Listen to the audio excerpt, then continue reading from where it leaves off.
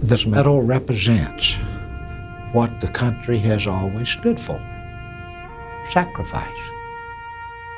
My name's on the back of it, but it doesn't mean it belongs to me. I'm just a caretaker. It didn't matter where you were from or who you were. We looked out for one another. I felt this is what a soldier's supposed to do, and I still feel that way. But this medal's not mine. That belongs to those kids who never grew up to be grandfathers. I just hold it in trust. In 1861, as the bitter struggle of the Civil War escalated, President Abraham Lincoln signed into law the creation of an award recognizing servicemen who would most distinguish themselves by their gallantry in action. Any nation, said the president, that does not honor its heroes will not long endure. At first, the Medal of Honor was intended only for Navy personnel, but soon after, a similar decoration was established for the Army. From its first presentation in 1863 through the creation of an Air Force medal a century later, and up until the present day, 3,500 Americans have been chosen to wear this hallowed emblem, many posthumously. But the medal's rarity stands in stark contrast to its meaning, for common to each of the 40 million Americans who have faced combat for their country is the capacity for selflessness and service to others that is most nobly embodied in this, our nation's highest military honor. I was working at a bowling alley. I ran the restaurant at a bowling alley, and we had a television, and there came a very short clip of the president putting the Medal of Honor on Roger Donlon. And he just, standing so tall and so straight. And now, because of the military people in my family, I was very aware of what the Medal of Honor was. And I thought, wow, when I grow up, I'd like to be a soldier like him. Come World War II, when my older brothers were off, and my first prayer that I can remember uttering in seriousness was that I would someday have the privilege and be able to grow up and serve.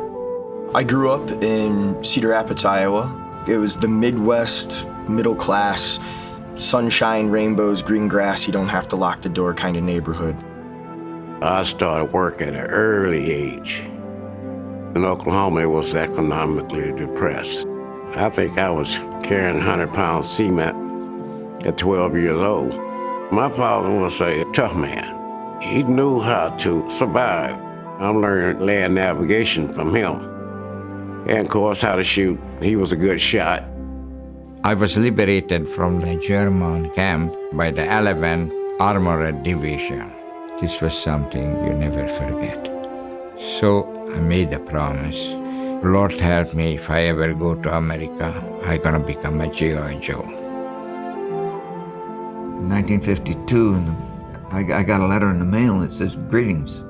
You've been selected by your friends and neighbors." And I was being drafted. I went, kicked hell out of my two friends, and then checked my neighbors, and none of them had done that. So if they ever do start the draft again, they got to change that letter. That was a terrible way to find out that I was going in the service. We had been warned about the problem of Okinawa.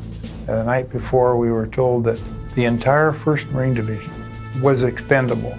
That means that we're going to lose everybody. I said, I don't know what Vietnam's like, because I'm the only non-returnee in this group. But if you'll trust me, I'll bring you all home. 9/11 happened, really kind of thought that we as a country were pretty much untouchable.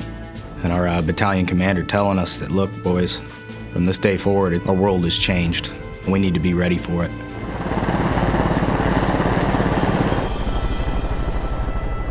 There wasn't a feeling of revenge. It was more of a feeling of, let's go out there and stop this so this doesn't happen again on our own soil. I mean, the war is now there, right now. All right, I said, Pete, for God's sakes, move your gun out. You're going to shoot the top of Bucky's head off. And he says, we can't, Chief. They're just shooting at us. I left my position, and I went towards him as fast as I could. And I grabbed him by the chest. And then that's when I realized okay, this is a suicide vest. They were that close to us, and you're laying there, you're thinking, this is it. You're facing a old man death right in the face. All you could hear was guys moaning, calling for their mama. Help me. There's nothing I can do. From day one in basic training, it is what do you do if a near ambush happens? Well, you charge the line. You're gonna win or lose on that, but you're gonna win or lose staying where you're at, and if you stay where you're at, you're probably gonna lose. Of course you were scared. You were scared to death. But your responsibility is to lead your men into very dangerous areas on occasion, and you have no choice but to do it. I'm a 19-year-old medic, and then by that time I'd seen I don't know how many people get killed. But I took an oath to myself to help others, because that's what I was, a medic. And they took, obviously, an oath to come back and save me, because we were there to take care of each other. We have a motto, you leave no brother behind. It's a brotherhood. You go in together and you come out together. That's the way it is. I made a decision to make a wheels-up landing, crash close enough to his airplane, and pull him out of the cockpit. Immediately upon touching down, when we start running out, we're taking fire. Bullets are flying toward us. I told the members of my squad to withdraw. In 4 hours, I knocked out 7 of those things. Picked up Captain Gormley in my arms and brought him back. I felt something had to be done. I didn't even think about it, just did it. Courage is not a lack of fear, which would be a lack of intelligence, but it's how you handle your fear. It's kind of like the guy that runs into a burning building. He's not really thinking of all that's going to happen to him if he does it. He just does it because it's part of who he is. Next morning, we got everybody out, and I saw my first KIAs that were my men. And I remember thinking, I asked them to trust me, and I promised them I'd bring them home.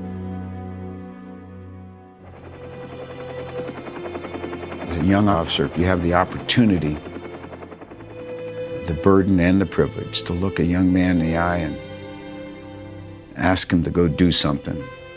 And they know what you're asking them to do in all likelihood means they're not coming back.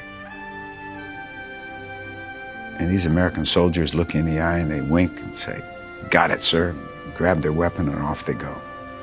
And there's nothing in life that compares to that responsibility. Nothing. When I put my medal on, I can't stop thinking about the troops. I can't. And I have trouble buttoning it. I still shake. But I wear it with pride. And basically in honor of them. I really believe that you'll never truly lead anybody until you learn to serve. And you'll never truly serve anybody until you learn that there's something more important than yourself.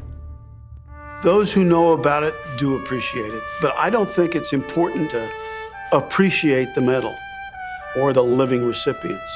I think it's important for individual American citizens to understand how important sacrifice writ large is. And I think given the challenges that we have endured and the challenges that we are going to endure, that Americans do appreciate how much you can accomplish if you don't care who gets the credit, if you don't care if there's any recognition, and if you don't care what you do as long as you do something positive. I think the American public does understand that. I didn't go to war to kill people. I went to war because I loved my daddy. I wanted him to be proud of me. I went to war because I loved my grandpas and I loved my country. And when I got over there, the reason why we fought so hard was because we discovered we loved each other, that we were all we had. The Medal of Honor is not often given when things went well on a battlefield. 8 of my brothers fought for a place we had called home. And more importantly, they fought for their comrades.